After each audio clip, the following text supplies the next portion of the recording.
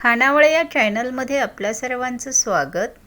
तर आज आपण बनवणार आहोत उपवासाचे कटलेट। अशा साध्या सोप्या स्वादिष्ट रेसिपीसाठी खानावळ चॅनलला सबस्क्राईब करा आणि रेसिपी आवडली तर लाईक पण करा। तर झटकीपट उपवासाचे कटलेट बनवण्यासाठी मस्त मी बटाटे शिजवून घेतलेत। तर आता बटाट्याची वरची साल काढून घेते। एकदम सोपी आणि टेस्टी रेसिपी आहे, उपवासासाठी एकदम बेस्ट आहे। नक्कीच करून बघा, खूप छान लागते, सगळ्यांना आवडेल।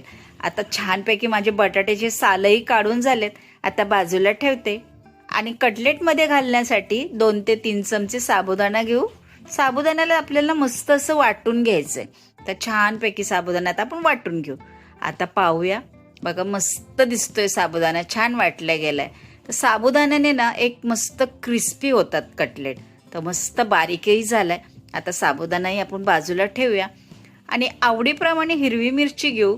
तर हिरवी मिरची मी 2-3 घेतल्यात, तुम्हाला जेवढी आवडेल तेवढी घ्या। जिरं घालायचे थोडेसे आणि छान अशी बारीक कुटून घेऊ, मस्त लागते, त्याने एक तोंडाला छान चव येते। आता अशा प्रकारे मी कुटून घेतली मिरची। आता बटाटेही आपल्याला मस्त असे चुरून घ्यायचेत। मस्त एकदम सोपी रेसिपी आहे। आपल्या रेसिपीज ना एकदम सोप्या आणि टेस्टी असतात, तर नक्की ही रेसिपी ट्राय करा, उपवासासाठी एकदम छान आहे, लहान मुलांना सुद्धा आवडेल। तर छान आता बटाटेही माझे चुरून झालेत, यामध्ये साबुदाण्याची पावडर घालू आणि मी जी मिरची कुटून घेतली हे घालू। तर थोडंसं मीठ घालू चवीपुरतं आणि हे सगळं असं मस्त एकजीव करूया, मिक्स करून घेऊ। छान असं मिक्स करून घ्यायचं, अजिबात पातळ होत नाही ना, काही नाही, खूप छान आहे, झटकीपट होतं, मस्त होतं, अजिबात चुकणार नाही तुमची ही रेसिपी।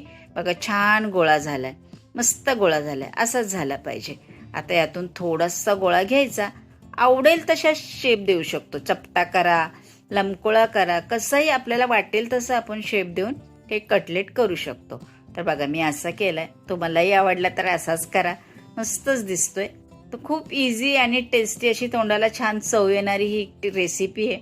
तर बघा अशा प्रकारे मी आता हे सगळे कटलेट करून घेते, छान दिसतायत, मस्त दिसतंय, गोलही केले तरी मस्तच दिसतात। आता माझे सगळे कटलेट बनवून झालेत, रोल करून झालेत, आता तळून घेऊया। तेलही छान गरम झाले, आता कटलेट सोडू, लवकर होतात हे, फटाफट होतात, बटाटेही शिजूनच झालेले आहेत ना, मस्त असे फटाफट होतात।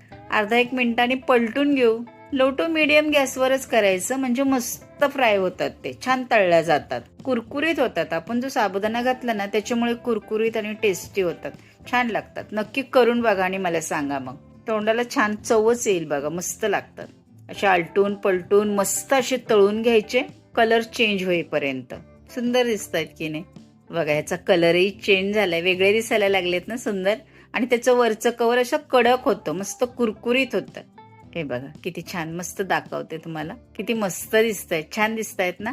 तर अशा प्रकारे हे आपण मस्तपैकी झाऱ्यावरच असं नितळून घ्यायचं, तेल छान नितळलं ना म्हणजे जास्त तेलकट नाही लागत। मग बघा सुके सुके दिसतात ना, आता काढून घेऊ आणि अशाच प्रकारे सगळे कटलेट आपण तळून घेऊ।